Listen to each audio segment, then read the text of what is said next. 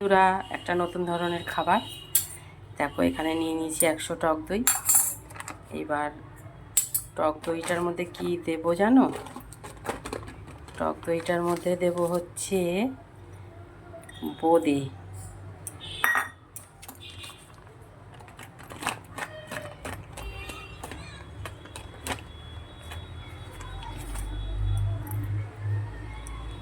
আমার ছেলের খুব প্রিয় খাবার এটা, জানো তো, এই টক দইয়ের সাথে বোঁদেটা।